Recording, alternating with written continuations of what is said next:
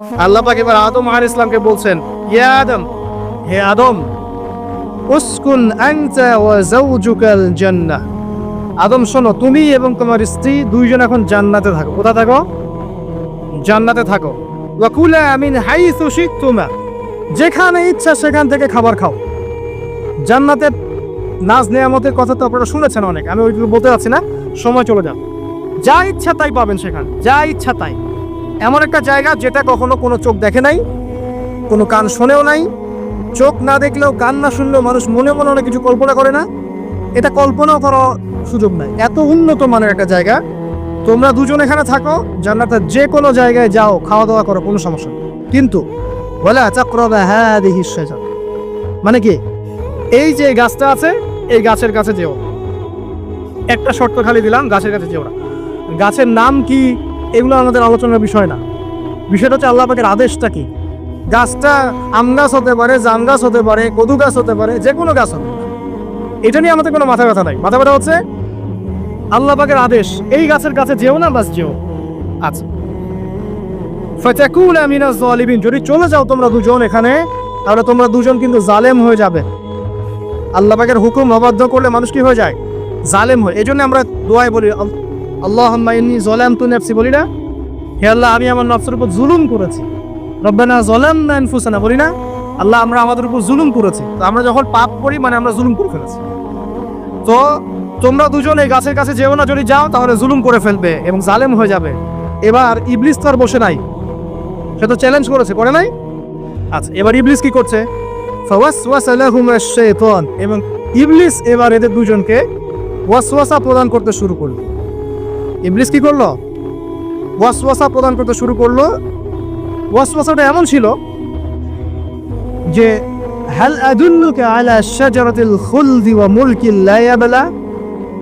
ইবলিস এসে আদম এবং হাওয়া আলাইহিস সালাম তাদেরকে উস্কে দিতে লাগলো যে, আমি কি তোমাদেরকে এমন কোনো গাছের কথা বলবো যেই গাছের ফল খেলে তোমরা চিরস্থায়ী হয়ে যাবে, কখনো মরবে না, এবং এমন রাজত্ব পাবে যে রাজত্বের কোনো ক্ষয় নাই। ইবলিসের টোপটা কি দেখলেন? চিরস্থায়িত্বের টোপ এবং কিসের টোপ?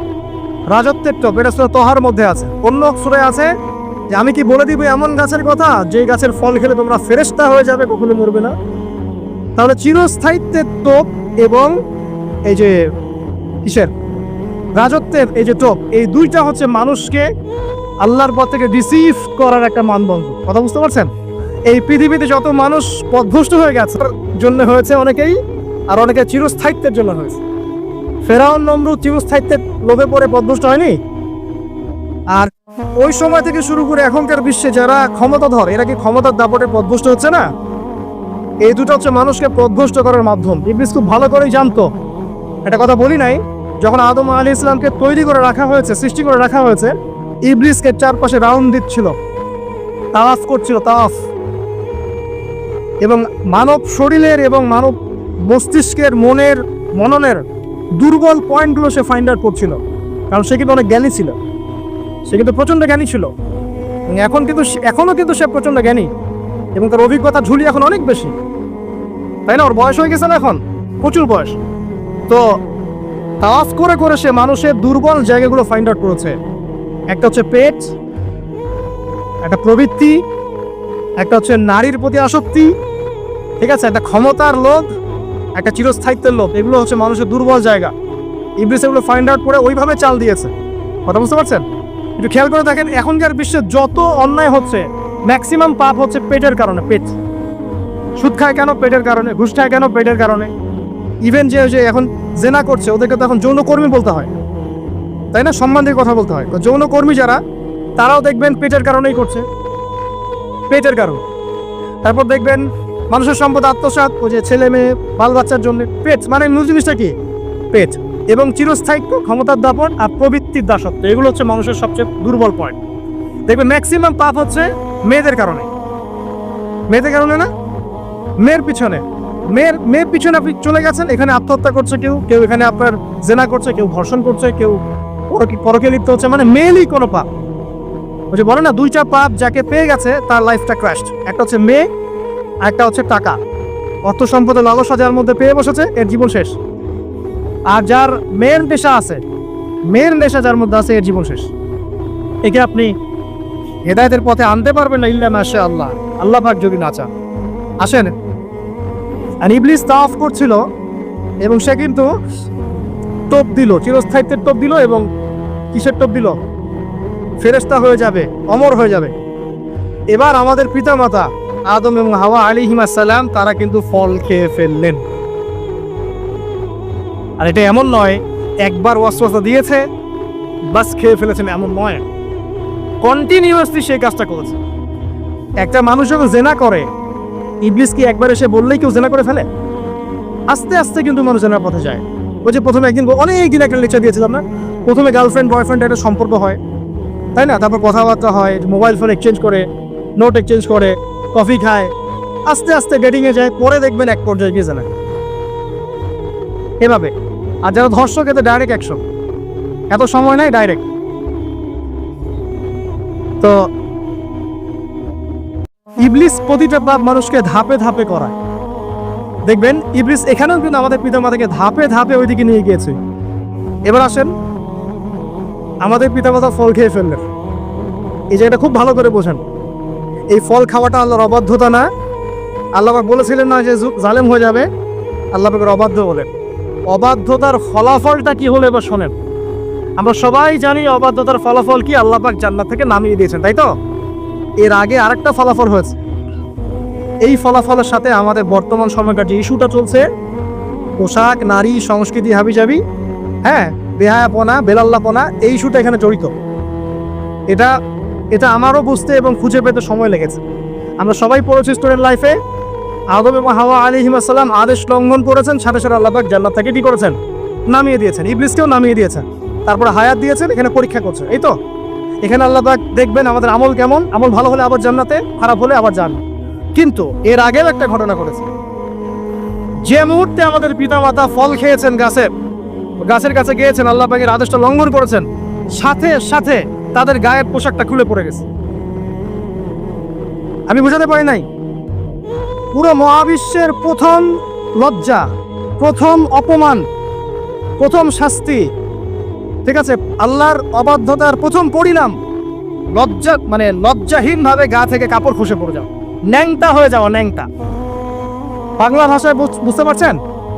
প্রথম শাস্তি, প্রথম অবাধ্যতা এবং প্রথম অবাধ্যতার পরিণতি পুরো মহাবিশ্বে সভ্যতার শুরু থেকে শেষ পর্যন্ত প্রথম অ্যাক্সিডেন্ট, বা এই যে আমরা বলছি পরিণতি, পাপের পরিণতি, অবাধ্যতার পরিণতি, সেটা হলো গা থেকে কাপড় খুলে যাও। এই কথা আল্লাহ পাক বলছেন এখানে, লিইউবদিয়া লাহুমা মা উরিয়া আনহুমা মিন সাওয়াতিহিমা। ইবলিস তোমাদের পিতামাতাকে এই গাছের কাছে নিয়ে গিয়ে ফল খাইয়ে তাদের গা থেকে পোশাক খুলে ফেলে দিয়েছে। এবার কি বুঝতে পারছেন যে ইবলিস এখন বিশ্বে কি করছে? ইবলিস সেম কাজটা করছে আমাদের সাথে, আমাদের গা থেকে তারা পোশাক খুলে ফেলে দিচ্ছে। সভ্যতার শুরুর পাপ বলছি না আমরা, এটা আসলে ভুল। সভ্যতার শুরুতে আদম এবং হাওয়া আলাইহিস সালাম যে ভুলটা করেছেন, তার যে পরিণতি হয়েছে সেটা এটা ছিল না যে জান্নাত থেকে পৃথিবীতে নামিয়ে দেয়া, বরং পরিণতি এটা ছিল তাদের গা থেকে প্রথম কাপড় খুলে গেছে, তারা নগ্ন হয়ে গেছেন। ইবলিস সর্বপ্রথম আমাদের বাবা মাকে নগ্ন করেছে প্রলোভন দিয়ে, ক্ষমতার প্রলোভন, চিরস্থায়িত্বের প্রলোভন দিয়ে। আজকের বিশ্বেও কি ইবলিসের দোসররা সেম কাজটা করছে না? আজকের বিশ্বেও কি ইবলিসের মানুষরূপী দোসরগুলা সেম কাজটাই করছে না? সেম কাজটা করছে। আমাদের গা থেকে ওরা পোশাক খুলে ফেলছে, এরপর আল্লাহ পাক জান্নাত থেকে নামিয়ে দিয়েছে। আগে কিন্তু এটা হয় না, আগে পোশাক খুলেছে, এরপর কি হচ্ছে জানেন? শোনেন, আল্লাহ পাক ওয়াকালা মা নাহাকুমা রাব্বুকুমা আন হাদিহিশ শাজারা ইল্লা আন তাকুনা মালাকাইন আও তাকুনা মিনাল খালিদিন।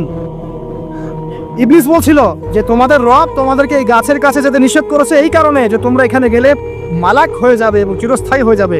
ওয়াকাসামাহুমা ইন্নী লাকুমা লামিনান নাসিহিন। ইবলিস বলছিল যে আমি আল্লাহর কসম করে বলছি আমি তোমাদের শুভাকাঙ্ক্ষী।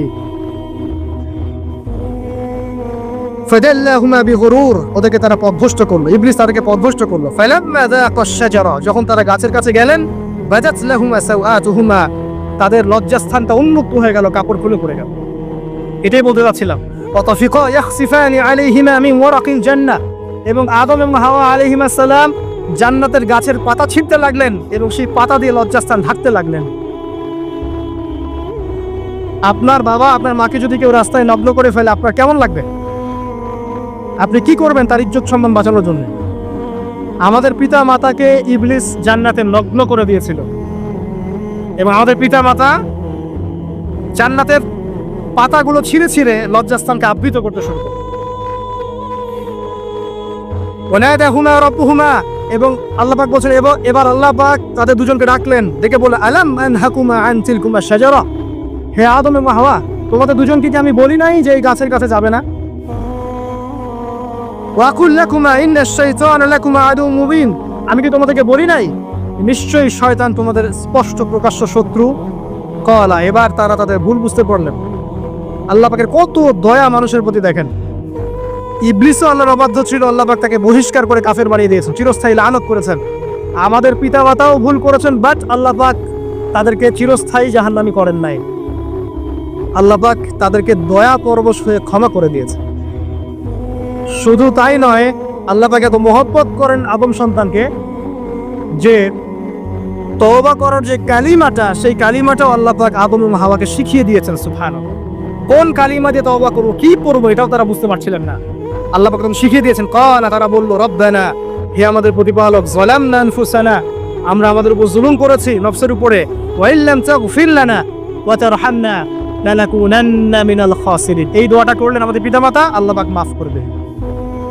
কিন্তু মাফ করার পরে আজ জান্নাতে থাকা হলো এই পৃথিবীতে নামিয়ে দেওয়া। পৃথিবীতে নামিয়ে দেওয়ার পরে একটা হায়াত দেওয়া হলো, কারো 50, 60, 70, 100, 200, 500, 1000 ইত্যাদি, এবং আল্লাহর পক্ষ থেকে ঐশী গ্রন্থ পাঠানো হলো, কখনো তাওরাত, কখনো জাবুর, কখনো ইনজিল ইত্যাদি, কখনো কোরআন। শর্ত দেয়া হলো যারা আল্লাহ পাকের ঐশী গ্রন্থগুলো মেনে চলবে তারা ইনশাআল্লাহ আবার মৃত্যুর পর সেই জান্নাতে ফিরে যাবে যেখান থেকে তারা বহিষ্কৃত হয়েছে। আর যে বা যারাই আল্লাহ পাকের এই আয়াত, নিদর্শন এবং ঐশী গ্রন্থগুলোকে অস্বীকার করবে, এটাকে মিথ্যা প্রতিপন্ন করবে, আল্লাহ পাক এদের সবাইকে জাহান্নাম পূর্ণ করবে ইনশাআল্লাহ। আল্লাহ পাক এটাও বলেছেন যে আল্লাহ পাক ওয়ালাকাদ যারানা লিজাহান্নামা কাসীরাম মিনাল জিন্নি ওয়াল ইনস, আল্লাহ পাক বহু মানুষ আর জিনকে দিয়ে জাহান্নাম পূর্ণ করবেন।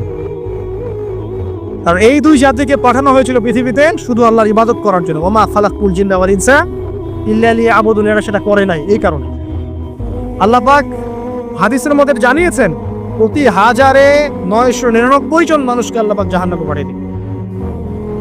তবে বেশিরভাগ জান্নাতি হবে এই উম্মতে মুহাম্মাদের মধ্যে। এবার শোনেন,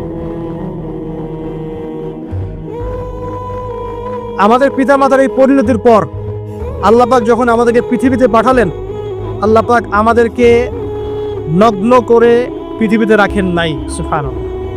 আল্লাহ পাক আসমান থেকে লিবাস পাঠিয়েছেন। এই যে সমাজ বিজ্ঞানের বইগুলোতে লেখা আছে না, মানুষ আগে নগ্ন ছিল, গাছের ছালপাতা পরে থাকতো, তারপরে বন্যপ্রাণী শিকার করতো, গুহায় গুহায় থাকতো, বোগাস, মিথ্যা, বাজে কথাই বসে, একদম টোটাল মিথ্যা কথাই বলে।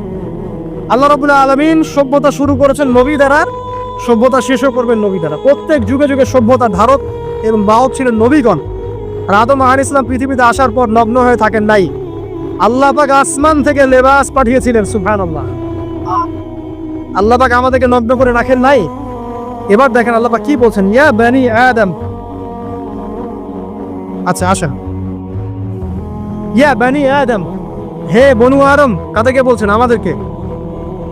কদ আনজালনা আলাইকুম লিবাসান ইউয়ারি সাওয়াতিকুম ওয়া রিশা, হে বনু আদম, আমি তোমাদেরকে নগ্ন ছেড়ে দিচ্ছি না, আমি তোমাদের জন্য লেবাস আর পোশাক পাঠাচ্ছি, যেই পোশাক দিয়ে তোমরা তোমাদের লজ্জাস্থানকে আবৃত করবে এবং সৌন্দর্য বর্ধন করবে। এটা করছি না আমরা এখন? আচ্ছা। ওয়া লিবাসুত তাকওয়া যালিকা খায়র, আর তাকওয়ার লেবাস, তাকওয়ার পোশাকটা হচ্ছে সবচেয়ে উত্তম। যেমন দেখেন আমাদের সতর কি এই নাভির উপর থেকে হাঁটু নিচ পর্যন্ত না, তাই বলি কি আমরা সবাই এভাবেই ঘুরি? এটা সর্বনিম্ন একটা স্কেল, তাই না? এর উপর আপনি জুব্বা পরছেন, পাগড়ি পরছেন, টুপি পরছেন, বা আপনি হয়তো আরো ঢিলাঢালা কোনো পোশাক পরছেন, এই পোশাকটাকে বলা হচ্ছে তাকওয়ার পোশাক। ওয়া লিবাসুত তাকওয়া যালিকা খায়র, এটা আরো উত্তম। একজন মেয়ের, অনেক আলেম বলছেন যে চোখ, এই চোখটুকু ঢেকে বের করে দেখা যাবে, বলছে না? অনেকে বলেছেন কিনা? কিন্তু এটাও যদি কেউ সামনে জিলবাব দিয়ে ঢেকে রাখে তাহলে কি উত্তম নয়? পর্দার ক্ষেত্রে উত্তম নয়? লিবাসুত তাকওয়া যালিকা খায়র, তাকওয়ার যে পোশাক সেটা আরো উত্তম বেশি।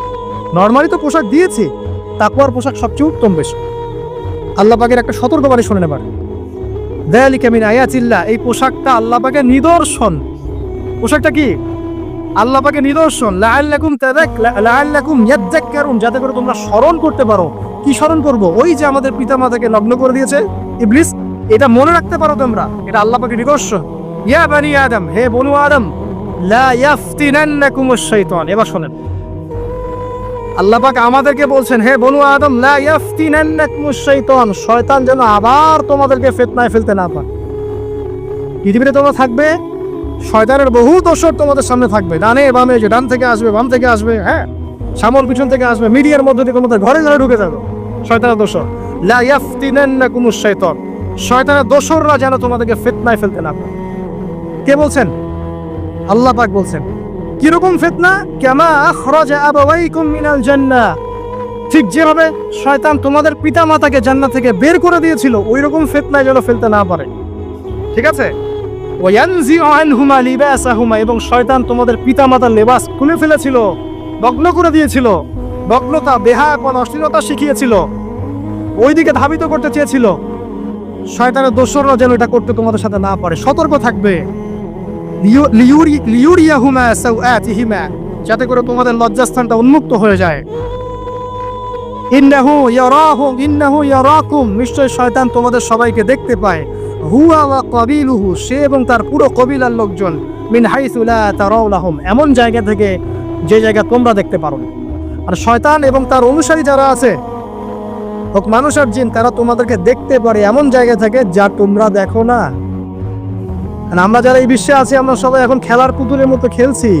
যারা নিয়ন্ত্রণ করে বিশ্ব, এদেরকে কেউ দেখতে পারে না, এরা মানুষ শয়তান। কথা বুঝতে পারছেন? আর এমনি জিন শয়তান যারা আছে, এদেরকে তো আমরা দেখতে পারি না, অনেক দূর থেকে তারা আমাদেরকে দেখতে পায়। আল্লাহ পাক সতর্ক করছেন এটা।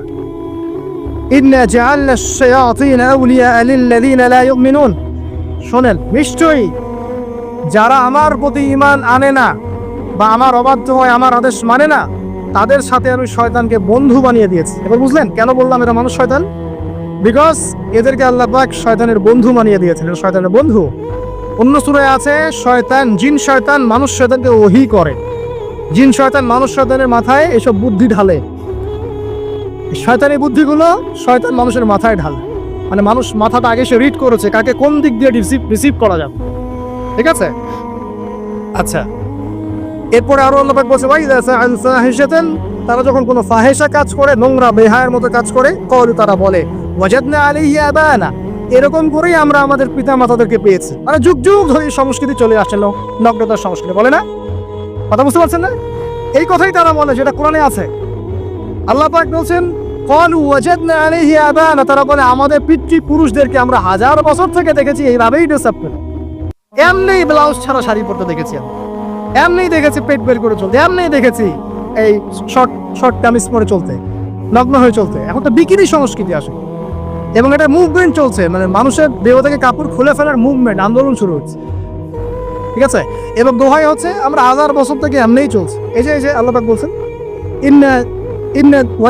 ক্বালু ওয়াজাদনা আলাইহি আবানা, আমরা এর উপরে আমাদের পিতা মাতাদেরকে পেয়েছি। ওয়াল্লাহু আমারানা বিহা, এরা আরো বলে আল্লাহ আমাদেরকে এই আদেশ করেছেন। নাউযুবিল্লাহ। আল্লাহ বলছেন, আল্লাহ পাকের আদেশ কি? কুল ইন্নাল্লাহা লা ইয়া'মুরু বিল ফাহশা, নিঃসন্দেহে আল্লাহ পাক কোনো ফাহেসা কাজের আদেশ করতেই পারেন। নিঃসন্দেহে আল্লাহ পাক কোনো ফাহেসা, বেরাল্লাপনা, বেহায়ের মতো কোনো আদেশ, বেহায়াপনার কোনো কাজের আদেশ করতে পারেন না। আতাকুলুনা আলাল্লাহি মা লা তা'লামুন, তোমরা কি আল্লাহ সম্পর্কে এমন কথা বলছো যেই কথা তোমরা জানো না? এই পর্যন্ত থাক, এবার আসেন বাস্তবতায় আসেন। এতটুকু যে আমরা হিস্ট্রির সূচনার কথাগুলো বললাম, এখানে আপনারা কিন্তু প্রথম একটা দলিল পেলেন মানুষের দেহ থেকে পোশাক খুলে ফেলে। এরপর আমি পুরো কোরআনটা ঘাটার চেষ্টা করেছি, আদম আলাইহিস সালাম থেকে শুরু করে মুহাম্মদ সাল্লাল্লাহু আলাইহি ওয়াসাল্লাম পর্যন্ত হাজার হাজার শতাব্দী চলে গেছে, তাই নাই? হাজার হাজার বছর চলে গেছে, বহু জাতি এসেছে, বহু জাতি চলেও গেছে। আমরা কি প্রথম জাতি নাকি? এর আগে কত জাতি পৃথিবীতে এসেছে, চলেও গেছে, গেছে না?